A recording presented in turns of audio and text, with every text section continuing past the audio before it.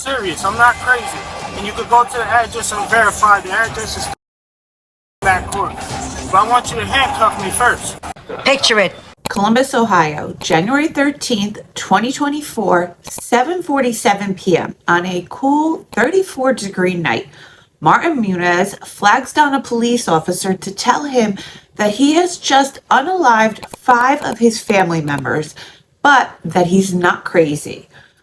Funny, for my entire life, I always thought that unaliving 5 innocent family members and being crazy, cuckoo for Cocoa Puffs, went together like peanut butter and jelly.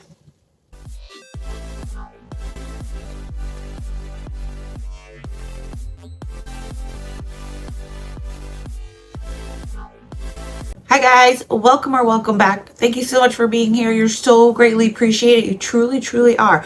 Before we get started, let me give you my usual disclaimer.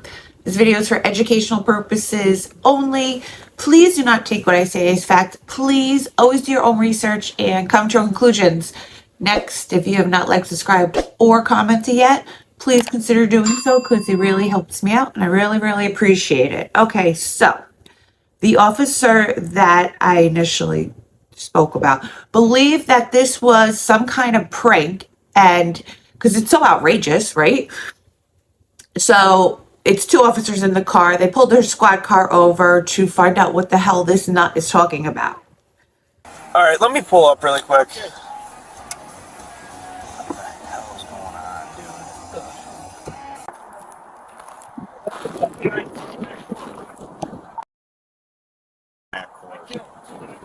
He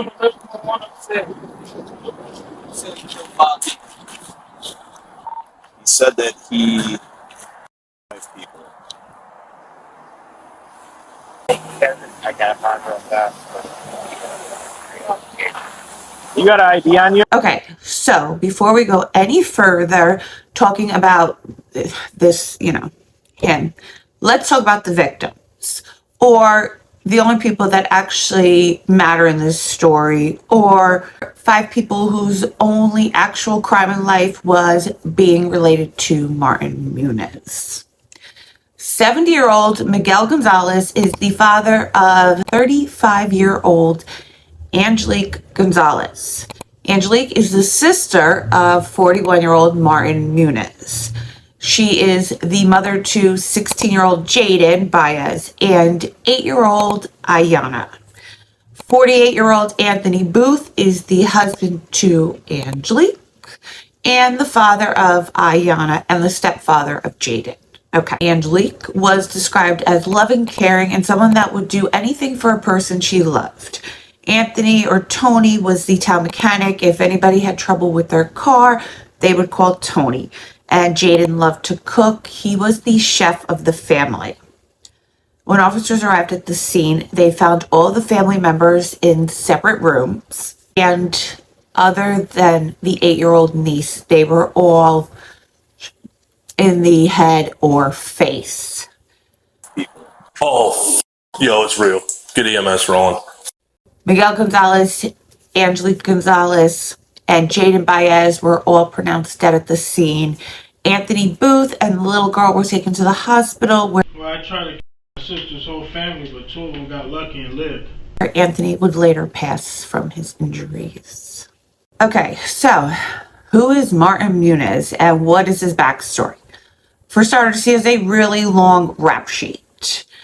Aggravated with a weapon, parole, weapons violations, arrested with a loaded gun and, the white stuff in a school zone. He spent the last 21 of his 41-year life in and out of jail. Towards the end of the interview with police, wanting to go back to jail as one of his reasons for taking out his family. His reasonings in general sound to me more like he's a spoiled brat that expects to have everything that he wants handed to him. And whatever's not handed to him, he wants to be allowed to take with no consequences. Came home from prison. I didn't bother nobody. I tried to get a job. They're going to tell you when they scramble through my tab that I was on deed. I did job interviews. I went to Catholic churches. Just couldn't get a job.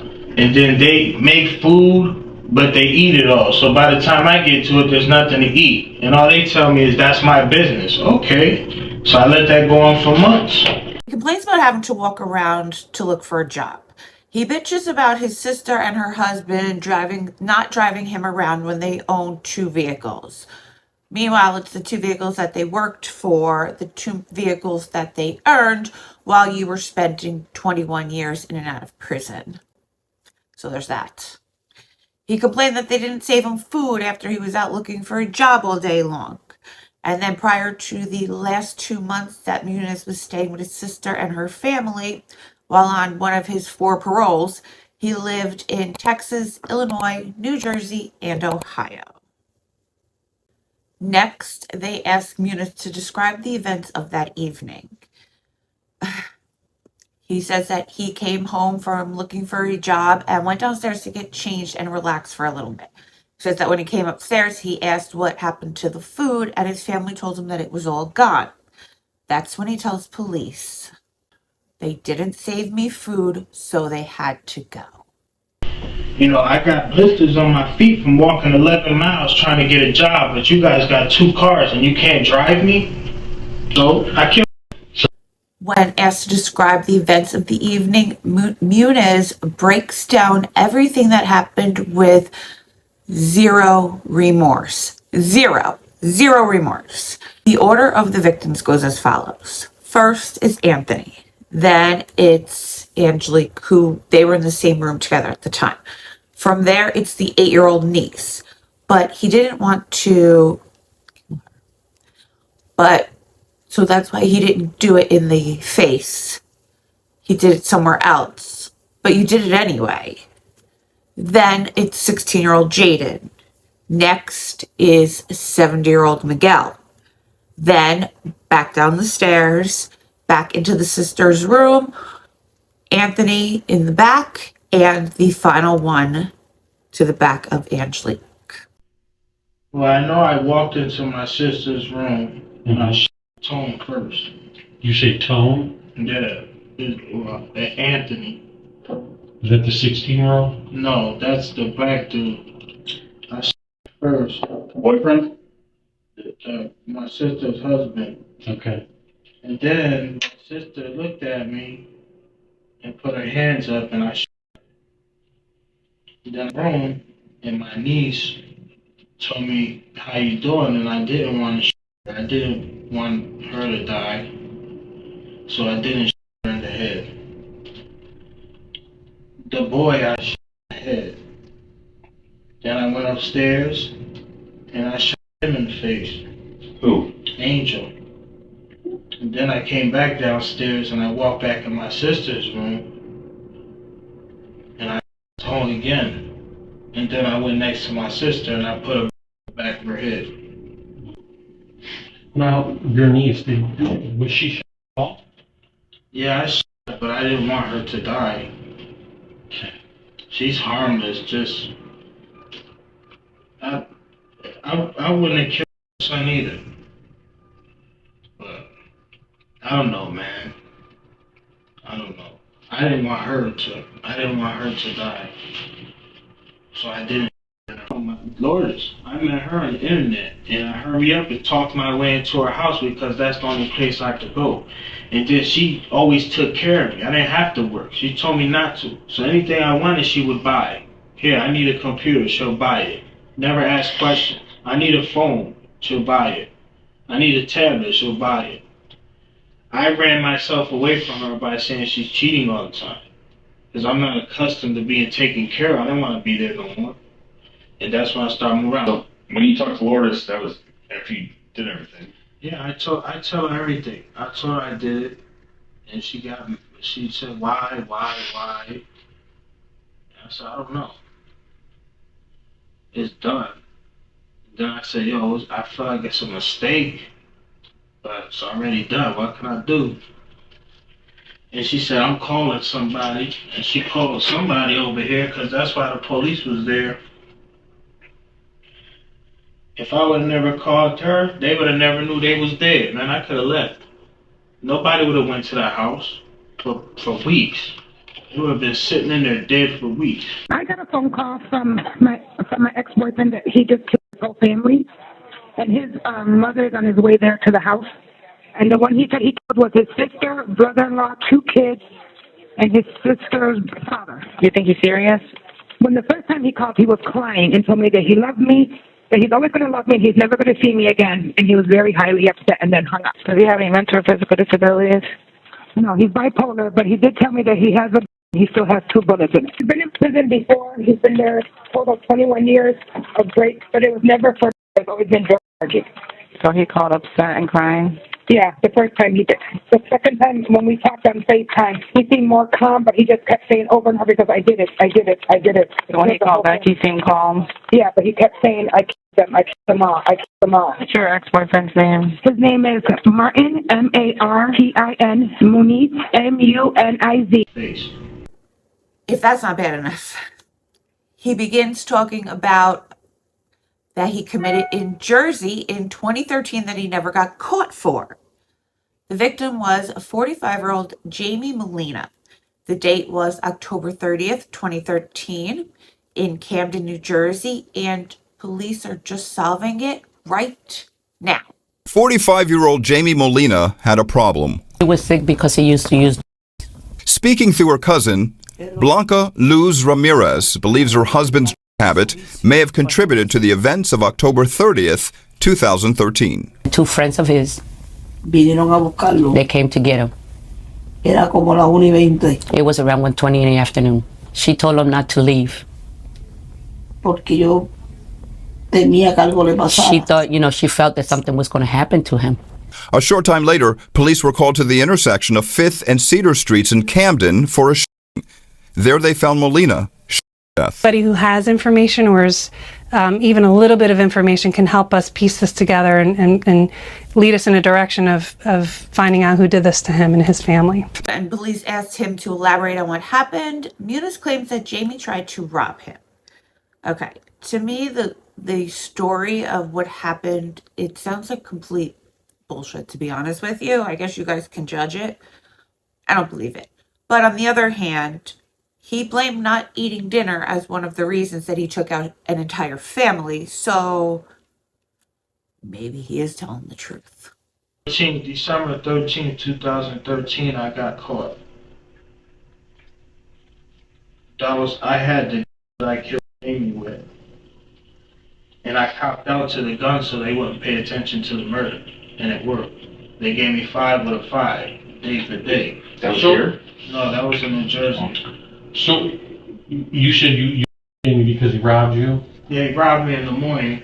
Mm-hmm. And I told him when he was robbing me that I would give him my money. It's unnecessary for you to, a scary guy will shoot you faster than I will. Mm-hmm. And he started shaking, and I'm telling him, dude, just take the money I'm giving you and go. Like, I'm not even gonna look for you because I understand the streets. Sure. And he kept doing it, and then he slapped me with the. And his mistake was he allowed me to look up. So he had prison Reeboks on and prison sweatpants on. And some type of, I don't know what the he had on his face. And he ran. So somebody brought me in and I started walking around. Between 3 and 4 o'clock, I seen him cross the street. I went followed behind him. He walked to somebody's door and started banging on the door. When he walked to the sidewalk, I shot his face. And I walked away. That happened October. So, I don't know, I guess they was looking for somebody, I don't know.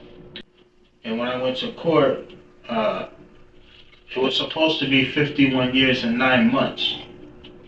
Well, I know that the judge was a family court judge, so I played on it. And I told her my mother had lung cancer.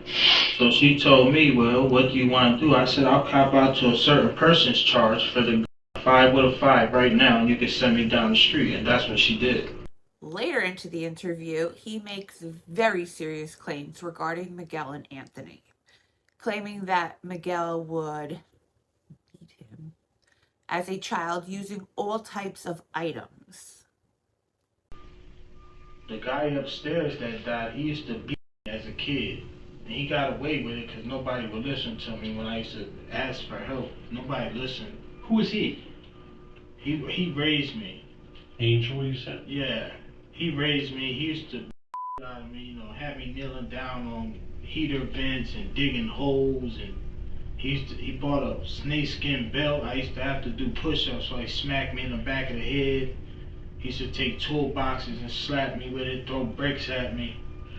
The last thing was he bought a bullwhip, and that's when I ran away. So I. Next, he claims that Anthony is a PODO and that he walked in on something inappropriate going on between him and his niece. Dude is 50 years old, right? My sister's 33. You're good at math. They've been together for 16 years. So she was young. And that would make him old. He chased my sister around all the way to Missouri at that age. So, okay, to me that's a... Alright, so recently I went into the room. I was looking for my niece. And I'll call her name, I don't hear her, so I went into his room. And he's laying down. So he's in there, he got his hand in his pants. My niece pops her head from under the blanket. So I'm like, what the f*** you doing? So, I was playing with daddy's phone. So I'm like, alright, that's weird. I asked my sister about it, like, yo, you allow that? Like, him to have Ian in the bed like that, like he's playing with himself and shit? She's like, oh, you're thinking too much into it. So then the second time he was on the couch with her. The couch is small, man. So I told my niece, I said, yo, she was like, yeah, I was laying down with daddy. I said, what, on the couch? I said, that ain't weird to you? Cause she was like, nah. Okay. And then he made a comment to me one time. It was two, like, I think they was like 15 or 16 years old, girls walking, and we're driving by, and he was like, man, look at them. I'm like, man, they jitterbugs. What the f*** are you talking about? They're little girls. He like, nah, they girls. I said, man, them little girls, man. You can't tell the difference between a little girl and a grown woman, dude. So, I mean, that might be part of the reason why I didn't want him alive. He already made my sister a victim of the stupidity because you convinced her. She started calling herself stupid. And I said, like, why you keep calling yourself stupid? Because he told you that? He molded you to say you're dumb? And then my sister wanted to tell me something the other day, and he walked in and she shut up. Because she said, you know, I don't want... My nephew had a situation with a female. He snuck out and went to her house. Came back at 4 in the morning. So, and then my sister called the girl's mom, and the girl's mom said her daughter told him no. So I told my nephew, I said, dude, that's... Because she said that, and it's true. So then my sister was sitting in the living room with me, and she was like, yeah, man, you know, I'm gonna have to send him to his dad. And then she went to say something else. He walked in, and she shut up. So I was like, yo, finish what you were saying. Like, you was great, say something. And she was like, nah. So I said, yo, did something happen? Like, did something happen between Jaden and Yana, or your husband and Jaden or something? Because when Jaden was 10 years old, Tony used to take showers with him when he was 10.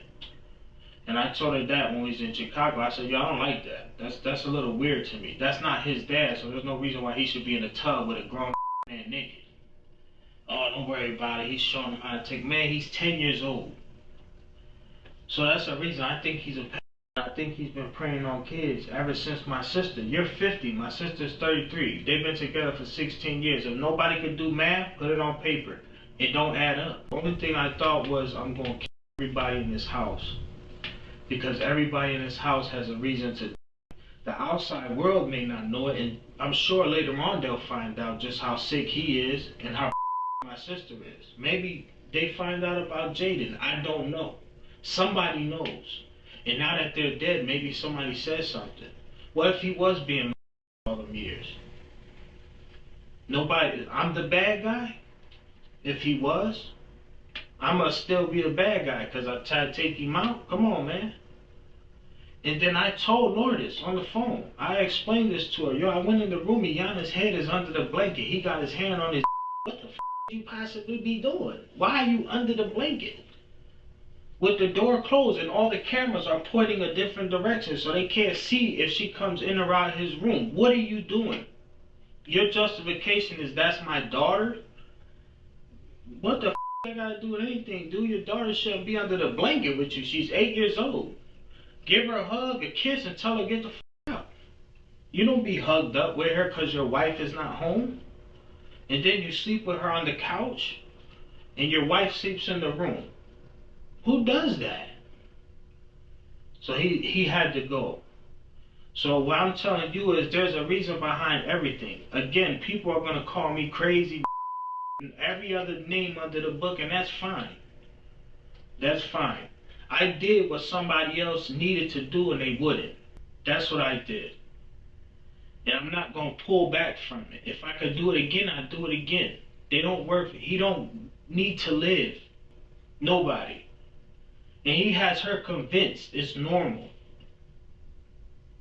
It's not normal, dude.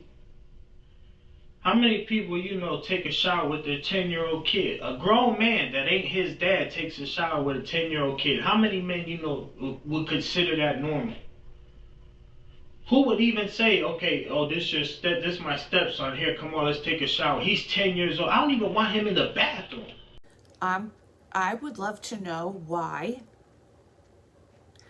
you would walk out of that room, why you wouldn't grab that little girl and pull her out of that room. Why would you walk away and leave them in there together? Makes no sense. So I'm going to go out on a limb here, and I'm going to say that both of these claims are alleged and that there's zero proof out there that these claims are real. And more importantly, look at who it's coming from. Regardless of the reason that he took out those 4 innocent family members, Muniz did not mince words when he says that he wants to go back to jail. I just want to see any cop, man, just so I can go back home. I don't belong on the streets. I don't. You got other people who belong on the streets. I don't. They should have never let me home. My mind was just focused on I need to go home. Just wanted to come back home. Where's home? The box. So I figured I just whole family, tell you guys come get me and go back home. People on the streets are stupid. They don't have no sense. They want to be seen. They want to be the center of attention. I don't. Just put me back in the box and forget that pill, whatever. I don't care. Whatever, however they're gonna play it. Send me back there. I don't want to be seen. I don't belong out here, man. You know, everybody, you got people in there that cry about coming home. Oh man, I've been there my whole life. I'm 41 years old and I got 21 years in a box. Dude, don't let me out. And I told him that before I left. This is the biggest mistake you could do. Just let me stay. Why even let me home? I educated myself here. I don't cause trouble here. You know, when I first started my bid, yeah, of course I defend myself against tough guys. But towards the end, don't got no issue. And they still let me out. Now look, you got, I don't know how many of them died, but you got dead people. All this could have been avoided if you just left me in the box. So I am happy to announce that he will have 4 life sentences to do that in the box. A Cleveland family finally received a confession from a man that destroyed nearly everything they loved. And in your wake, you have left behind a family that is empty and grieving. You have left a child without parents and siblings, and you have left our community without citizens. Dressed in orange from head to toe, Martin Muniz sat in a Cuyahoga County courtroom to finally face the facts of what he did the night of January 13th, 2023. Initially, Muniz pled not guilty to shooting 5 members of his own family, 4 of whom were killed. But on Thursday, the 42-year-old pled guilty to all 4 murder charges and the attempted murder of an 8-year-old girl. Whatever happened to you with regards to the case is because you deserve it. No one can make the ultimate decision besides the judge. However, during one of the last victim statements, Muniz made matters worse with a childish outburst. And Stephen's face. One second, Mr. Muniz. I don't want to hear that. What can you do to me, bro? I don't want to hear this. The judge had to call for break to get Muniz under control. Eventually, they resumed with statements, and then Muniz received his sentence. Life in prison 4 consecutive times. Guilty. If he had any remorse for what he did, Muniz didn't show it. But now, he'll have the rest of his life to think it all over. Not including the justice set to be given for the family of Jamie, which they very much deserve. If you guys are still here, thank you, thank you, thank you. I love you and I appreciate you so, so, so very much. Please like, subscribe, and comment if you didn't yet and you feel so inclined to, because it really helps me out and I really, really appreciate it. I really, really do. And until next time, stay safe out there.